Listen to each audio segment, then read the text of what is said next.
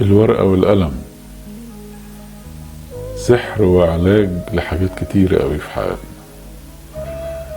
كل ما تتضايق امسك الورقة والقلم واكتب اللي مضايقك. كل ما تحس ان الدنيا ضايقة بيك امسك ورقة وقلم واكتب. اكتب اللي انت حاسه بطريقتك باسلوبك. كل ما تعوز توصل لطريق اكتب عن الطريق واكتب ايه اللي المفروض تعمله. هيساعدك توصل لطريقك اسرع بكتير ما تسيب الموضوع في خيالك. اكتب. اكتب وانت حزين، اكتب وانت مبسوط، اكتب وانت داون، اكتب وانت في اعلى مراحلك.